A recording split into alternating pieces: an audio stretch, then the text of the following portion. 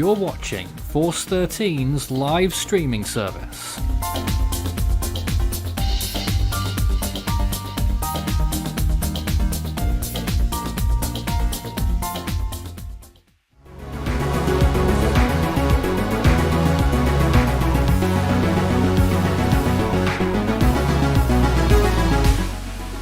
Cyclone woes in the Indian Ocean. And United States severe weather knocks on the door yet again.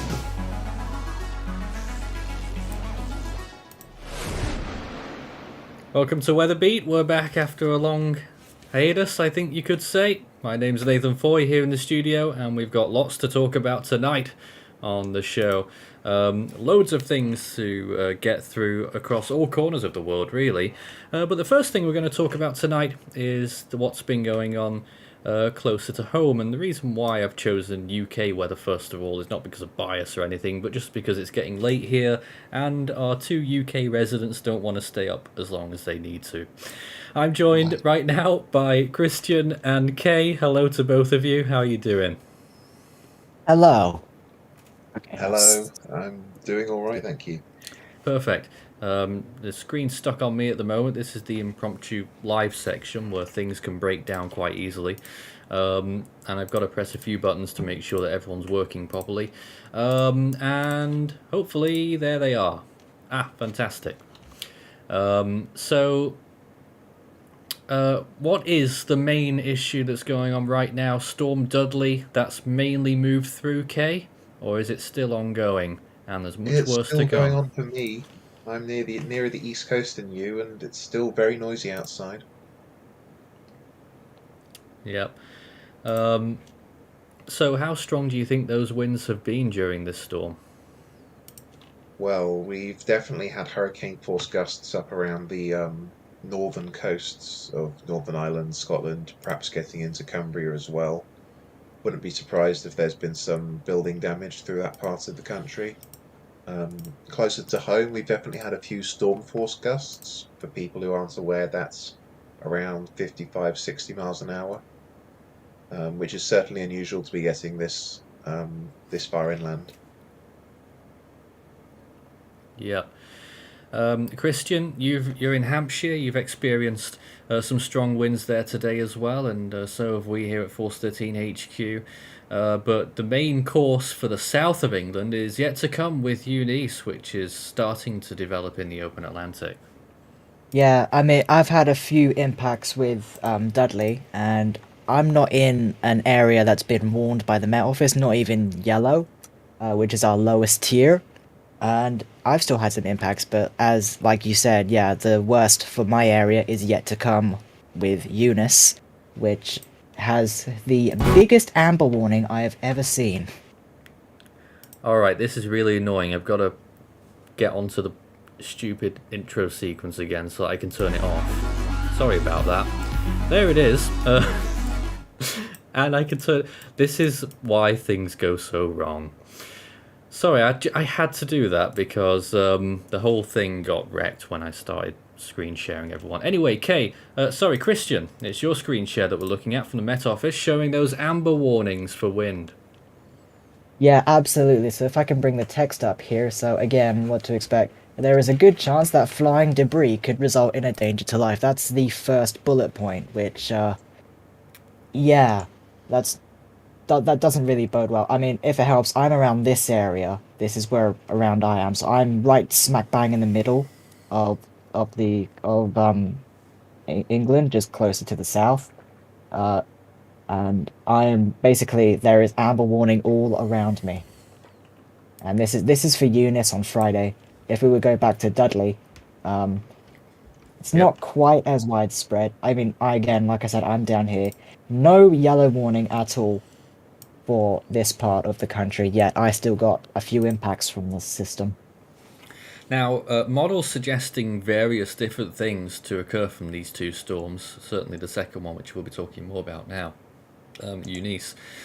The GFS going with wind gusts of around 80 to 85 miles per hour, the Icon EU going with something like 110 to 115 miles per hour wind gusts in North Devon, Kay. Yeah, the icon is south of the consensus, but it's also, because it goes a little bit farther south, it seems to have a stronger pressure gradient and higher winds as a result. I see.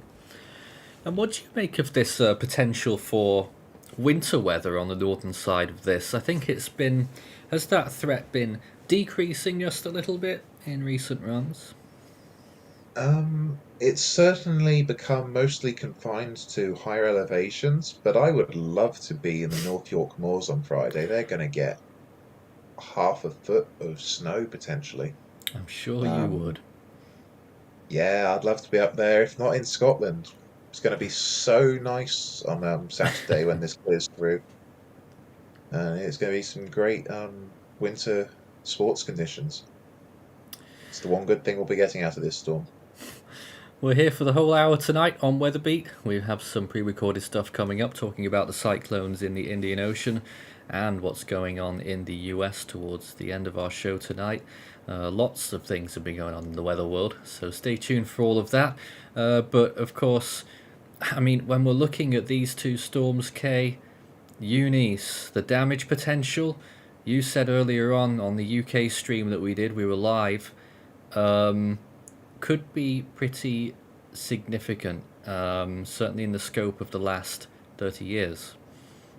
Yeah, there is the potential that it goes for the history books, and it would do that by producing a stingjet near land.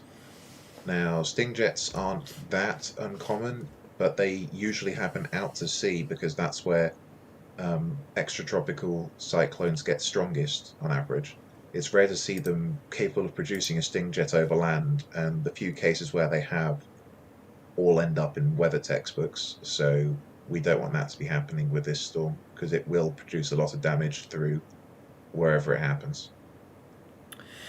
But these things do sometimes happen. I mean, you say it happens over water, but we're surrounded by water here in the UK, so you sort of sometimes expect that these things might go and hit land. Yeah, the first time it was fully documented was actually over France, when a stingjet flattened millions of acres of forest and put down hundreds of thousands of trees in the space of 15 minutes. Wow. Can you explain to the audience who may not be fully aware exactly what a stingjet is? I don't have a perfect understanding myself, but from what I've read in certain books, the intensifying tail of the cyclone, it develops a little hook on satellite as the fronts curl around the center and get wrapped into the center. And something interacting with the jet stream causes that front suddenly collapse, and the parcel of air from the very top of the storm begins sinking towards the Earth's surface, and it accelerates due to gravity. And as it falls, it gets denser and faster and stronger. And as it hits the ground, it basically explodes outwards in all directions like a shockwave and produces very, very intense winds. I see, so I'm guessing they're hard to predict. They are nigh impossible to predict, but we can say when they're possible, and unfortunately, one is possible with Eunice. And overall, how do we think well, actually, first, before I ask that question generally, let's look at all those flood warnings and watches from Christian's screen there. There we go. Keswick right now, they've got a flood That's- warning. The Cumbrian coastline as well. So Yeah. 2 flood warnings in effect. There was one in the Peak District earlier. It looks like that must be gone now. But if you go back to the map again to show all of Yep. the alerts, I mean, lots of them around the country right now. This is just England, by the way, showing Yeah, all the of two these flood things. the 2 flood alerts up here, in the Cumbrian coastline and Keswick. The rest of these are all flood alerts, and these pretty much cover the entire country. Surprisingly, none around my area, but There's a lot though okay. in the There is quite a lot, Severn absolutely. Valley, Kay, and you mentioned this on the UK stream earlier. Yes, Yeah. the Severn Estuary is well known as a funnel for storm surge. There's a famous event in the 13th century where over 1,000 people drowned, and in medieval times, that's a large portion of the local population.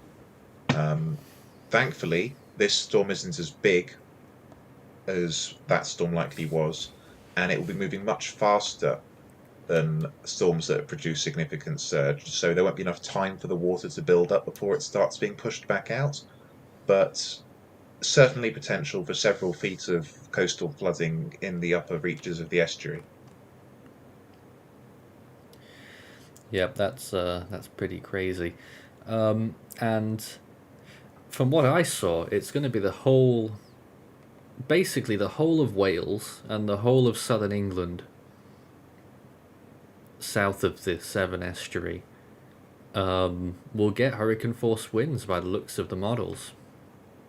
And that includes Hurricane force me. wind gusts are quite likely across a large part of England and Wales, unfortunately. Sustained winds will likely be confined to coastal areas, Yep. just because the friction with land is significant. Of course, any raised upland areas such as Dartmoor, the Brecon Beacons, and maybe even the Peak District will have much stronger winds because they push upwards into the higher parts of the storm where everything's moving a lot faster. Yes, and from the icon we saw that it could even be around 120 miles per hour in some places, but that still remains to be Yeah, seen. that was focused on Exmoor, in I believe. The timing of this for the southwestern coast of Ireland, Thursday night. For the rest of us, we're looking in the early hours of Friday morning, aren't we? Um, yeah, the Yeah. worst winds may actually be arriving through eastern parts midday into the early afternoon, but for the arrival on the southwest Wales and southwest England, early in the morning. All right. And in the broader scheme of things, I mean, first of all, I've noticed, Kay, that after these events, looks like there's more general um, stormy patterns and some cold as well in the middle of it. What do you reckon about this winter? How's it been, and do you think it's done? It's been a pretty quiet winter, um, on the whole, with a period of intense storm activity earlier when we had Arwen and the snow that pushed into central and southern England following Arwen. And then there's been a bit of a break. Lots of settled weather with foggy conditions, high pressure, Mm, not very exciting and not very interesting. that was pretty And then we much the had, whole of January. yeah, and then we had Corrie right at the end. And now, mid-February, after a bit more of a settled pattern, we've gone into some really big storms again.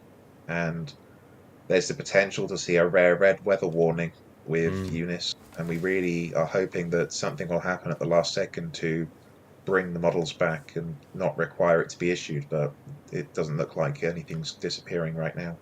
That was a question that a lot of people were thinking about.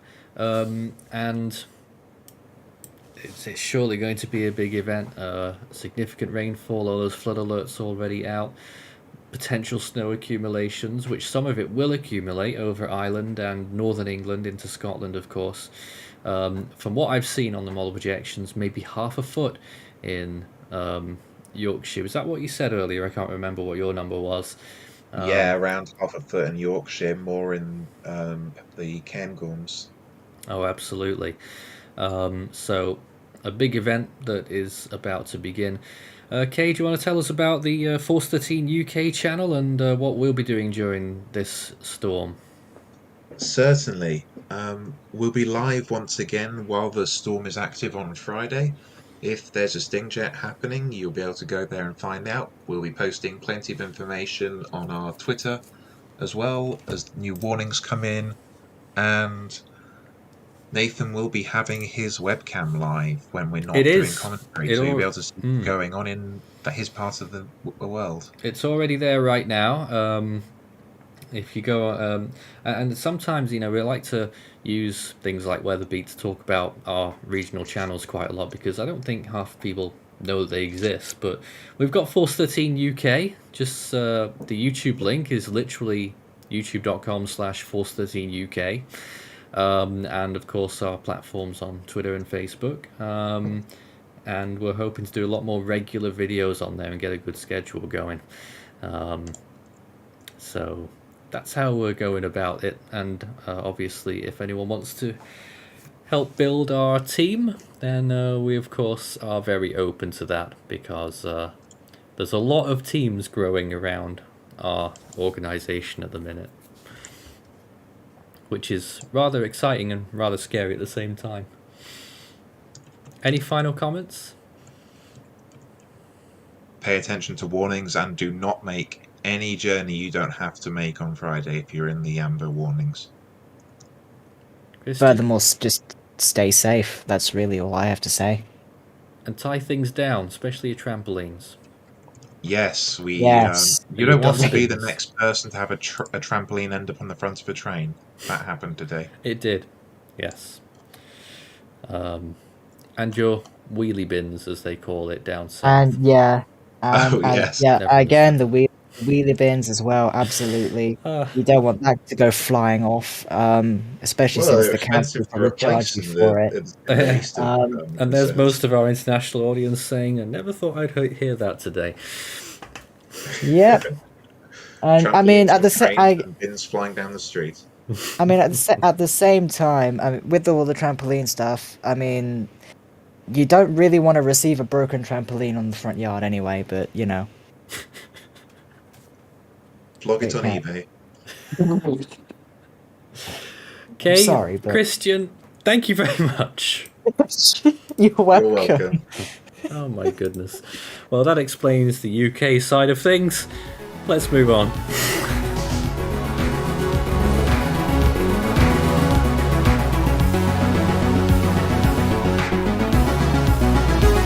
Now, it's been a very busy period for tropical cyclones in the southwest Indian Ocean of late, and mainly Madagascar has been footing the bill for that in not too many words. It's been struggling with several tropical cyclone impacts. First we had Anna earlier on, which in its formative stages caused flooding over there.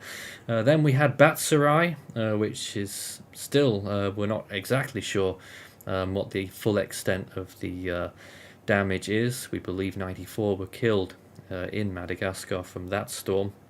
And now we've just had Dumako, and we've got little bits of news on both of those before we get on to what's upcoming, and I'll introduce my guests shortly. But during Dumako, it looks like we've got two at least missing, if not confirmed dead from the storm. And of course, we also had actually a new map that came out from the storms from Batsarai's impacts in Madagascar, further south, you may remember, showing mainly the rainfall distribution, but a few other interesting parts to that graphic, the wind field and areas that were most affected by flooding. You can see on that graphic quite clearly that the area near the landfall zone, a large area received, say, 300 millimeters of rain, with some areas reaching up towards 500 millimeters, which is 20 inches, I believe that is. So a lot has been going on there, and unfortunately there could be more bad news on the way. We'll mention Madagascar with regard to that, but now for a Mauritius perspective on everything that's been going on and what's to come is our MCM correspondent Rakesh. Hello, good evening, and thanks for joining us so late. Hello, Nathan. Thank you very much for having me. It's a pleasure, as always. Absolutely. So what's the mood there right now? Obviously, it was a very close pass from Batsarai. Why don't you tell us about what happened there during Batsarai first? Well, yes, Batsarai was a cyclone which gave us cyclonic conditions after 15 years. So people weren't used to it. I mean, the younger generation, right? So, well, some people took it lightly, but some people were very conscious about the danger. And unfortunately, we had two deaths in Mauritius due to Batsarai. We had a man who had an accident, a road accident, and we had someone drowning as well. So yes, two deaths with the Batsarai, and we had cyclonic gust. We had the 155 kilometers per hour winds and a lot of rain as well. We had damage to structures. The evaluation in terms of the financial damage that Batsirai caused hasn't been evaluated completely yet, but we had some infrastructural damage as well. Yeah, and these for Mauritius and La Réunion, these islands rain magnets, aren't they? When cyclones come by, do you have any idea of the number in terms of rainfall in millimeters? Yes. For Mauritius, the maximum rain we had was nearly 200 millimeters over the high grounds during the passage of Batsirai, and for Reunion Island, it was more than for Mauritius. I'm just gonna give you the figures in a while. Um, we had for La Réunion, we had 2,026 millimeters of rain. Really? Yes, we Oh my had so much goodness. rain. Yes, it's more because Reunion Island is more mountainous than Yep. Mauritius, so obviously more rain, Oh, especially because of the volcano as well. it is That's normal for them to get more rain, but 2,000 millimeters, that's shocking.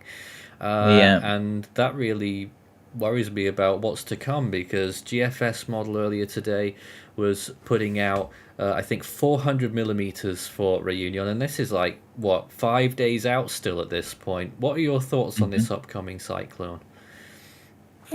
Well, we're thinking that obviously we're gonna have more much rain than we had with Batsirai, considering that the system itself will be larger than Batsirai, and we are preparing to have more rain. I mean, the flood, the authorities are already taking measures regarding flooding areas. So yeah, we are prepared for that. We know that we're gonna have much more rain than we've had with Batsirai, and also we know that the meteorological services in Mauritius are planning to have cyclone warnings as from Friday. So the weekend seems to be very bad. And unfortunately, there's still a lot of track uncertainty about this system. It looks like it's going to be an intense storm. Meteo France, they're going with, what's that category called again? Just Tropical the cyclone. Yeah, just tropical cyclone. They're not going with Mhm. intense yet, but I imagine that might change over time. Um, but with track uncertainty, that's something that is going to be watched for very closely. Maybe even more uncertain than Batsarai. Absolutely. And while we think that we may have more precise information about the track during, let's say, by Friday, um, but we're expecting, as from the current forecast, we're expecting that the system will pass around 200 kilometers from Mauritius between Sunday and Monday. But obviously, since the track forecast is very uncertain for now, this might change. Yep, that's what we're currently looking at right now. And later on, towards maybe 7 days out, it will impact Madagascar once again. Good God. Mm. The rainfall amounts there currently being hinted by the GFS model is at around 14 inches, which I'm trying to figure out in millimeters what that is. It is a high number. I'm trying to figure it out just off the top of my head here.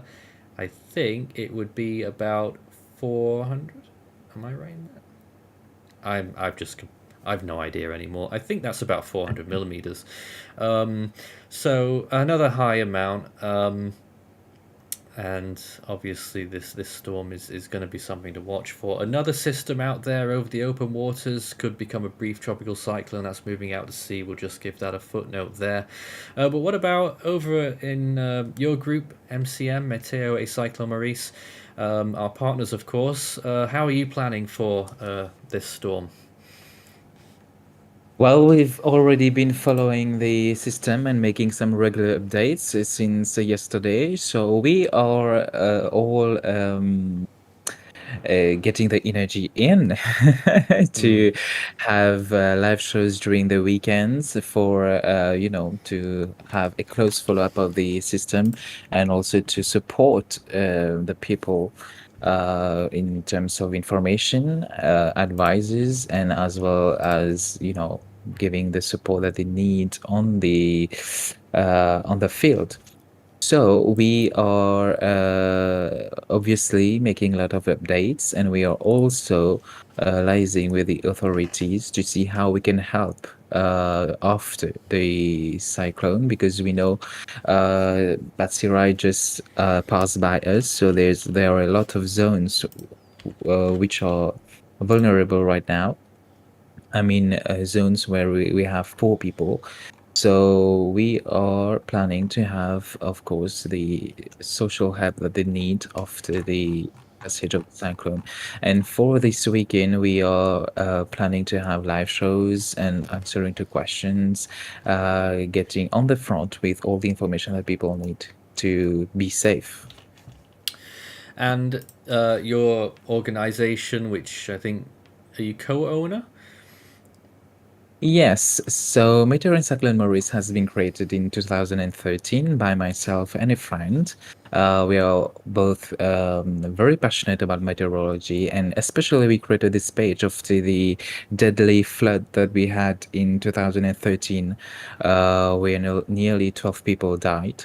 And we realized that in fact this situation happened because there was a lack of communication between the official meteorological services of Mauritius and the public, because the Mauritius meteorological services tend to use languages that common people don't understand, and Right. also the information takes time to reach the general public, because the Mauritius meteorological services has a website which most people don't know about, because it's not, I'll be honest, it's not very attractive in terms of information.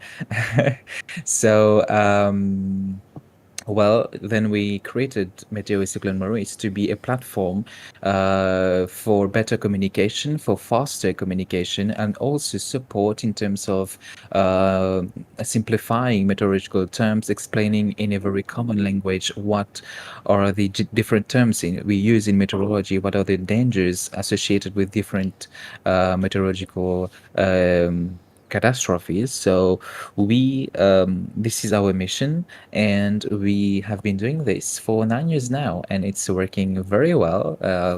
I must say that Yeah. we are the first meteorological page to be followed in Mauritius since 5 years now. So let's say since the page was created in 2013, so within 4 years of operations, we became the first page to be followed in Mauritius, the top page to be followed in Mauritius in terms of meteorology, and this just reflects the great work that we've been doing, that people appreciate, and we are very happy about that.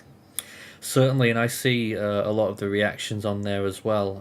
Very good service, and it's great to be in partnership with you. We're sort of your video arm, aren't we, right now? Providing the video information through our coverage, obviously. Anything else you'd like to mention about the upcoming storm then? Yes, we would urge people to be safe, because we know that, I'll just take an example.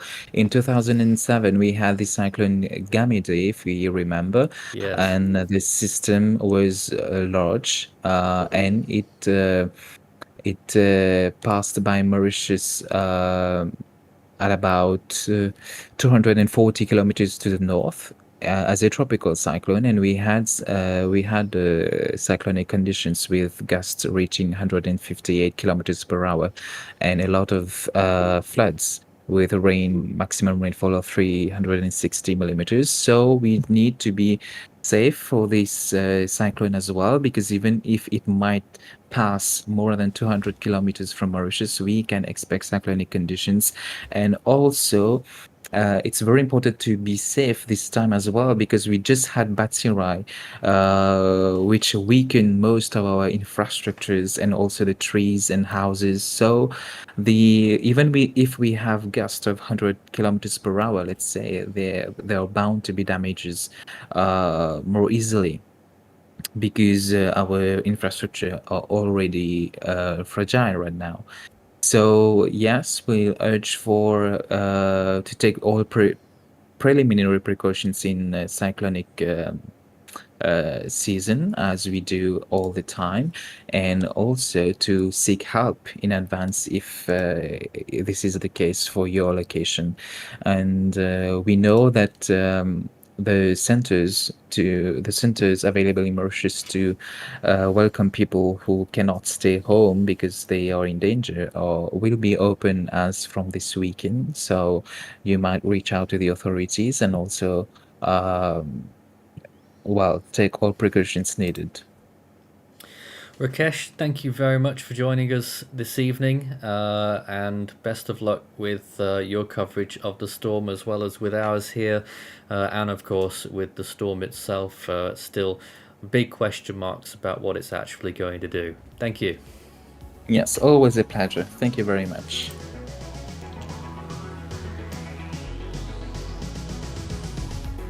Flooding rains affected several hundred people in Honduras and in neighbouring Guatemala in the last few days, with at least 600 homes destroyed on the Honduran side. Flooding and landslides occurred in the Cagayan Valley in the northern Philippines in Claveria municipality, where at least 140 have been affected. In similar circumstances, 105 people have been evacuated in parts of eastern and central Malaysia, with more rain falling. And you can share with us the weather in your backyard by sending images, videos and updates to our Force 13 channels on Facebook, Twitter and our email address contact@force13.com.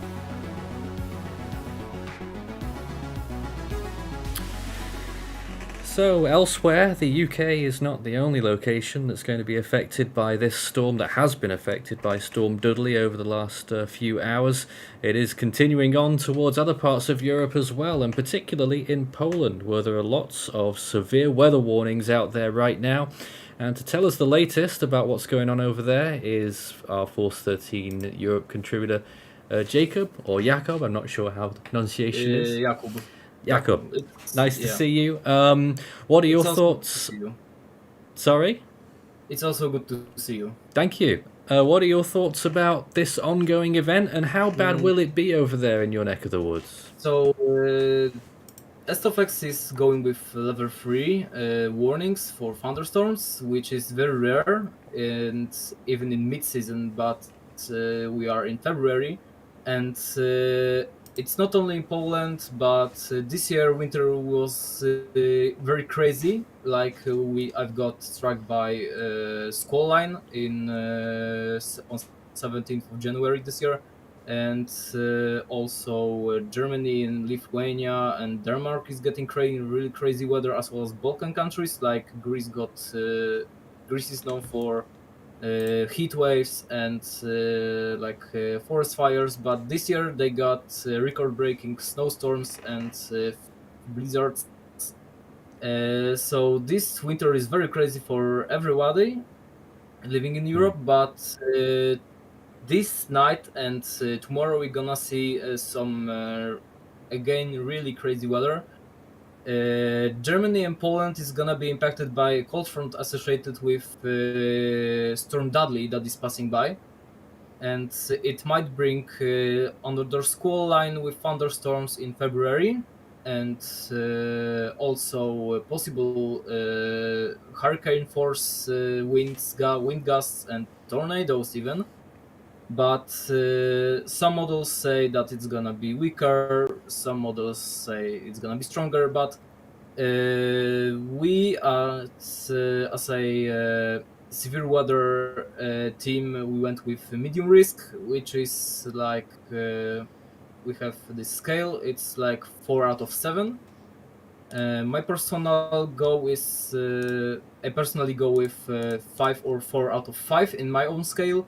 But if this verifies, we are gonna have a very strong thunderstorm outbreak in winter. And if winter gets really crazy about this weather, what we're gonna see in like summer, what we don't know. Oh, So don't talk about summer. Winter seems to be yeah, bad enough. yeah. So I'm getting ready. Our team gets ready, but we need more contributors. So if you are from Europe or you are interested in European weather, go to Alex and you can join our team, because we are not having a lot of people in here, but we are trying to get uh, you know uh, Yeah, more people yeah. involved. We are trying to make our best to make a better forecast, graphics, and other stuff. We also have a YouTube channel, and we have our own Twitter, so you can check out our Twitter and our YouTube page. And on our YouTube, we have also I recorded. There's a school line in Poland on 17th of January this year, and I got struck by it, and I recorded the whole thing, so you can watch it on our YouTube. And I think that's all. Impressive. Well, let me ask you a Yeah. few more questions. We're Mhm. currently looking at the Convective Outlook that was issued by the Europe team, Mhm. and they're talking in the description there about up to 120 kilometer per hour wind gusts. Do you think that's going to be the biggest threat, widespread, or do you think there is a bigger risk in these concentrated thunderstorms that you were speaking of? So, everybody knows that squall lines can be pretty powerful with wind gusts, but this time models are showing even higher wind gusts, reaching 140 kilometers per hour. Hmm. But the biggest threat for Germany and Poland and also parts of Czechia is gonna be very severe wind gusts reaching hurricane force equivalent, and also very big amounts of rainfall, and it even can cause flash flooding, but we are not sure about it. I should also point out that there are some extreme wind warnings, I gather, Yes. in high elevation areas of Slovakia right now. Yeah, there are also. I've been today. I had to go away from my home today, and I noticed that there's a lot of wind. Also, it's 6 or 7 in Beaufort scale right now, Hmm. because it's whole trees are moving, and some branches are broken right now. But the main event isn't even here. Also, whole northern and central Germany are packed up with red wind warnings. Same with Poland, which western Poland is packed up with red warnings. Also, there's a storm surge warning for Polish coastline, and Oh. we can also see pretty strong wind gusts in Czechia and in Slovakia, and also in Alps in Austria. So this storm will have a very big impact on our life tomorrow and even on Friday. But then we have another one that will struck. I don't know. I don't Oh, yeah. remember the name. Eunice This coming up. yeah, this is coming up, and we are also monitoring it right now, and we are reading up for video updates about this storm, and also I'm gonna record this call line that's gonna go through Poland, and it's gonna impact me again.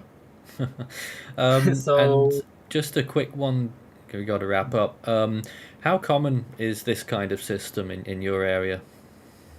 in my area this year is this year there's that's I think 4th or 5th system, Wow. but it's really more than average, because last year I don't remember so windy weather on winter. Also, this weather is very warm. Like today I had 13 degrees. I wouldn't mind a bit of that. All right. Well, thank this you. winter is very warm, and we are looking for very early start of storm season this year, Yes. particularly in April and end of March. That seems to Maybe be the start of pattern the at the moment. Jakob, thank you very much for taking part in our production this evening, and I'm sure we'll be in touch if any more action goes on over there, and you can follow their latest updates on Force 13 Europe. As well as the Force 13 main channel that covers mostly tropical activity, we also have our plethora now of regional channels.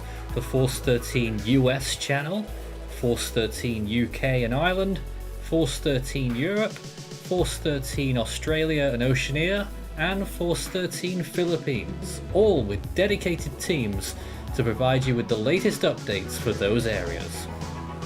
You can find all of our associated channels on the channels page on the Force 13 YouTube channel page.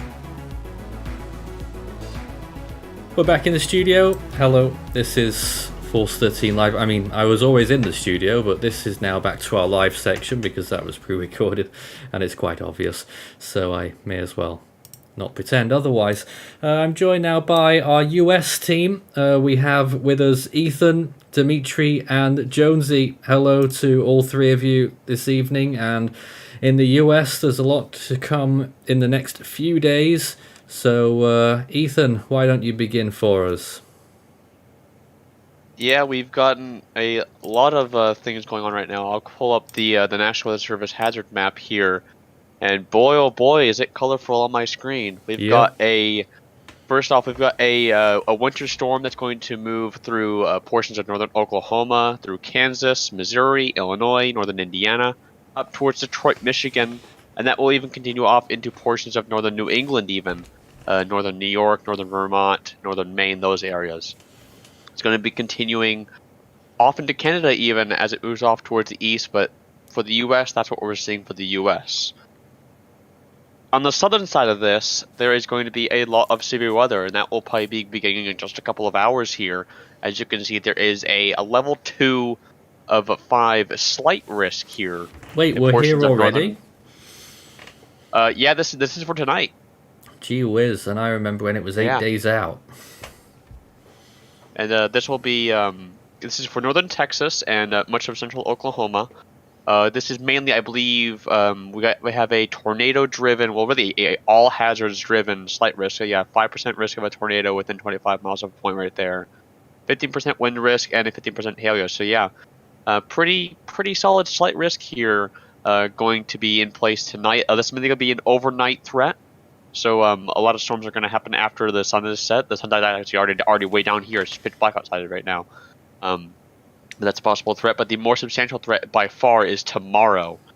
We have, once again, across Dixie Alley, surprise, an enhanced risk area. A lot of people are saying that this is a bit shocking that went with an enhanced risk this early, but I think that this was coming later on down the line, but certainly this was going to be issued at one point. But this does bring a 10% chance of a significant tornado within 25 miles of a point. And this black outlined area is where we could see some significant EF2 or stronger tornadoes within 25 miles of a point. So that is a large area. And I know that Thomas and I, Thomas is the director of the U.S. team. Him and I were talking earlier, and he said that he would give about a 60% chance of this getting upgraded to a moderate risk. Wow. So I do think that might come later down the line, but I wouldn't give...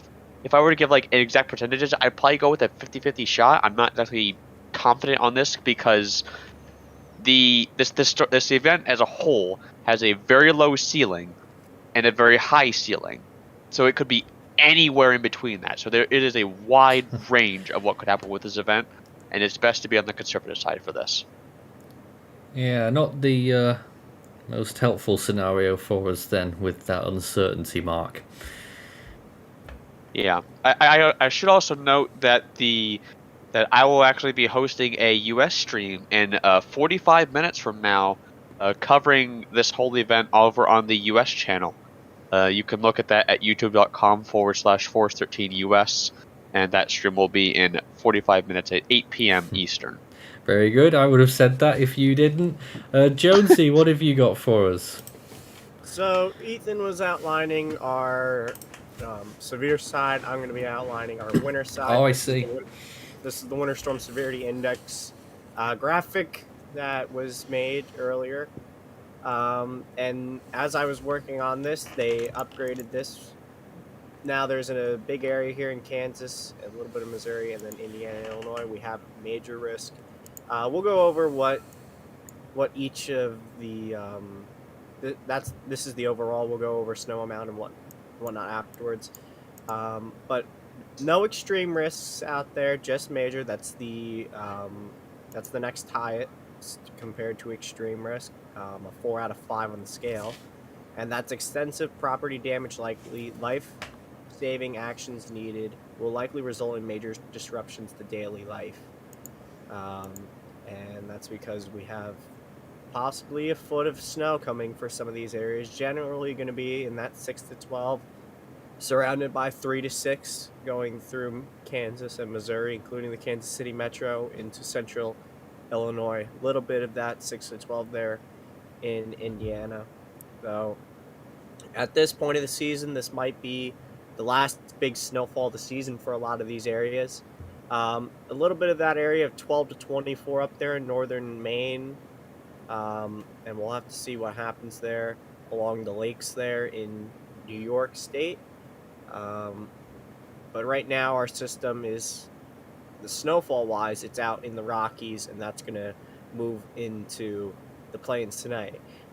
Bringing up the hazard map, if you notice, all these wind advisories here, this is for what's going to be our event tomorrow for the severe side. But this right here, I'd probably say there's winter weather advisories and winter storm warnings under the red flag warnings here. Right here from Texas Panhandle all the way through Detroit and even into northern New England. This area right here is interesting. It's because there are flood watches out because of very heavy rain that will fall. But also some of these areas could see maybe some icing. NWS really isn't putting ice out for these areas in the flood watches, but maybe a light glaze could happen.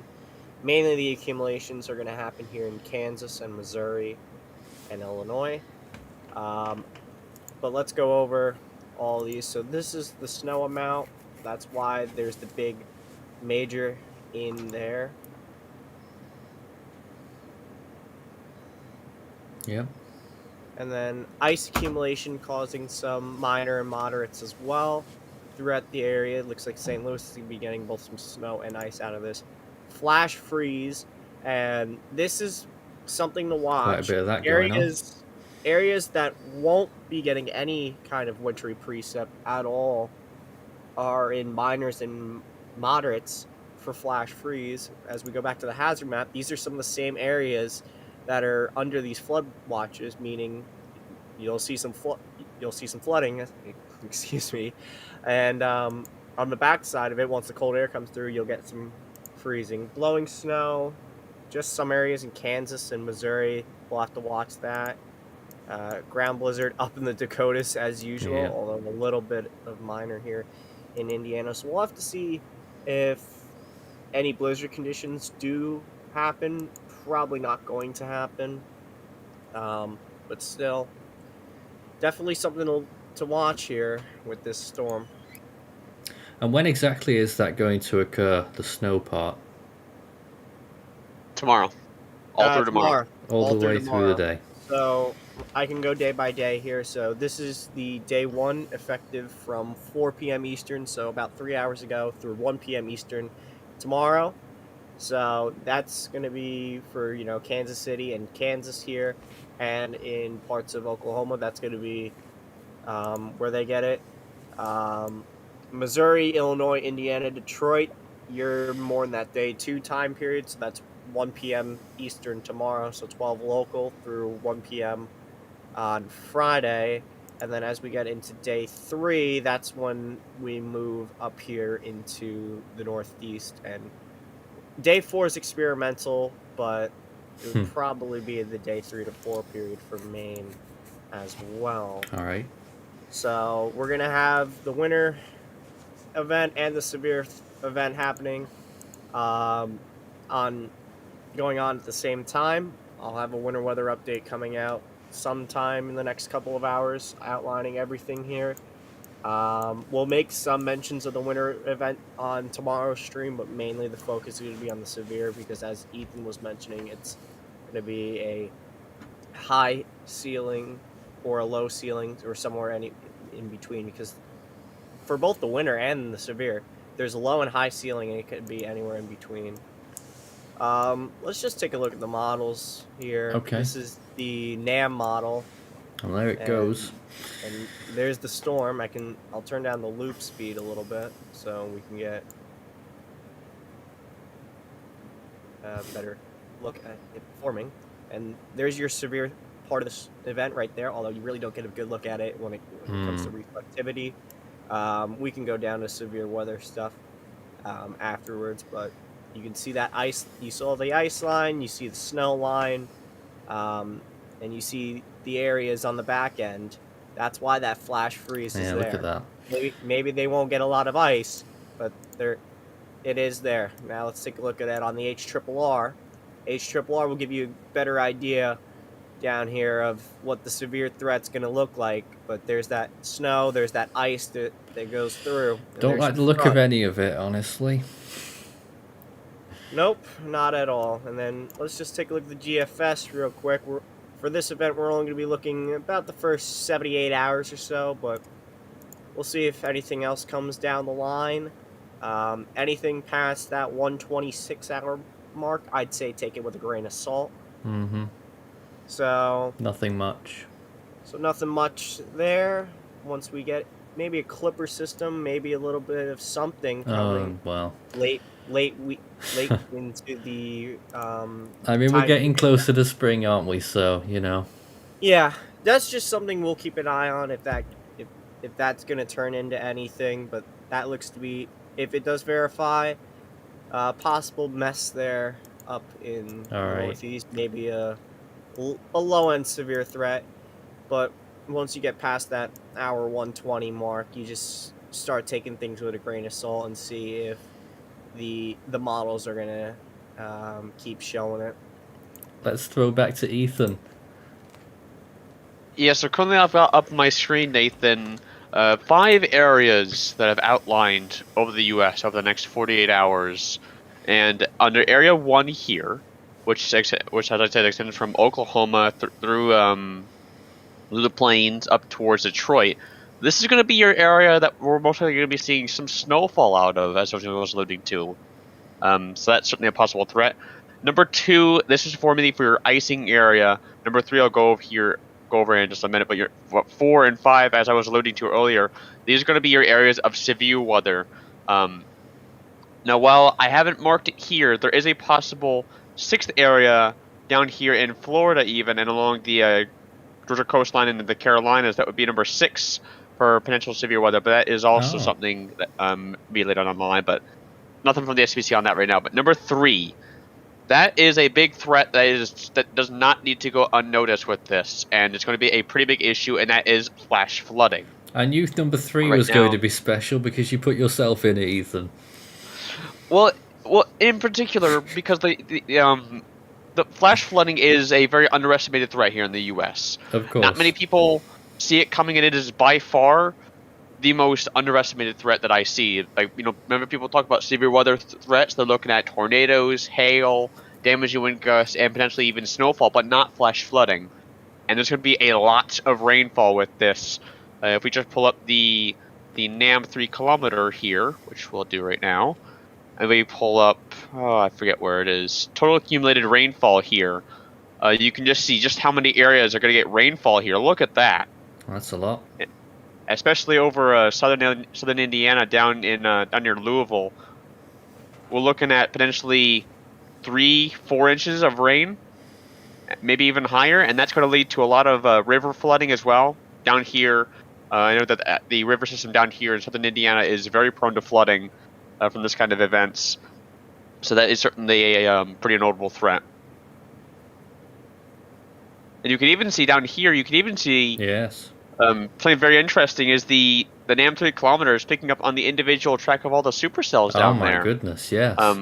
Now, while we're not saying that this is going to be their exact track tomorrow, it's just something interesting to see that this is possible. And any supercell, regardless of what it's producing, tornadoes, damaging wind gusts, and hail, is also going to be very prone to producing flash flooding, and that needs to be taken with the utmost seriousness. That's pretty creepy that you can see those Yeah, it supercell is. tracks right there.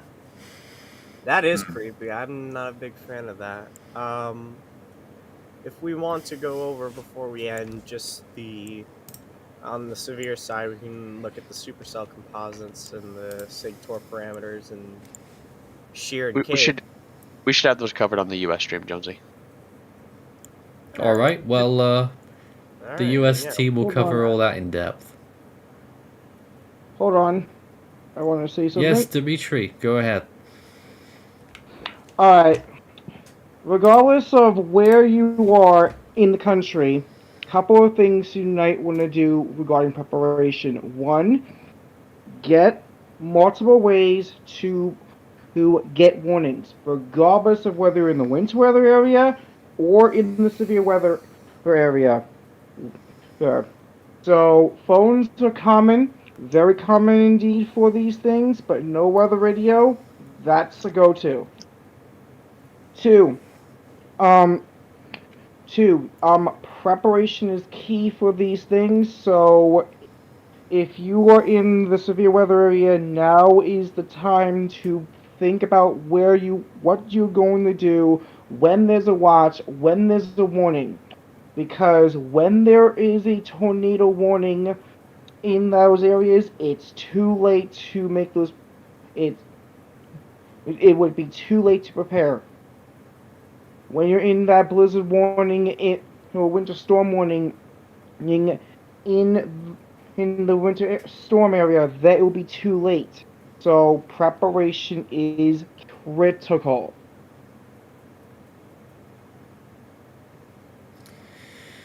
All right, we had one or two questions which we could take just now. And I've lost it now. Oh no, just the question there, is it coming to Virginia at all? It will be to some extent, but probably not going to be severe over in those areas. It's more going to be a rainfall threat. Yeah, only rainfall. Virginia, only the mountainous parts of Virginia, or just in a limited on the WSSI. And only western Virginia, like on the Tennessee-Kentucky border, there, which is pretty mountainous and hilly, has some wind advisories. But for areas around the DC metro area, the Virginia Beach, Roanoke, Norfolk area, probably not going to be anything there. I do want to mention, though, there are some high wind watches and warnings up there in New England, because the NWS was Oh mentioned. yes, I'm in There is that going to area. be, and on Long Island, this is from the system. Not going to be any I severe think weather, Suffolk but is in. you're gonna get a lot of rain though, and there's gonna be a lot of winds, so that's why they have the watches out there. We'll have to see if that's gonna happen. That's for Friday, correct? Virginia. Thursday, Friday. Thursday night Interesting. and Friday they're saying the NWS in Boston. That's from Boston, you say? NWS Boston, yeah, because right on the NWS hazard map they Can you have check it. New York because can you check the New York area really quick if you have a chance? I'm looking at Because I the. think I'm sure they'll all be able to take a look at that in due time, but guys, I'm afraid we are out of time at this point. You The mentioned it on team, the US stream. yep, they'll be covering everything in depth on Force 13 US. we'll cover it. A little bit later on. The stream starts at the top of the next hour, 1 a.m. my time. That would make it on the East Coast 8 p.m. But that's it from WeatherBeat today. Who knows? We'll be back hopefully in a week's time. Fingers crossed. We know how many times we've tried to do that before the schedule just dies off. Usually it's because a storm comes by or something else happens, but hopefully we've got enough manpower now that we'll be able to keep all of these things running at the same time, which would be really nice and useful. But from myself and the WeatherBeat team, I'd like to thank everyone who took part tonight. Lots of people to talk about lots of different things. And feel free to contact us on any of our social media outlets, or you can join our Discord server. Our community's there waiting, discord.gg/force13.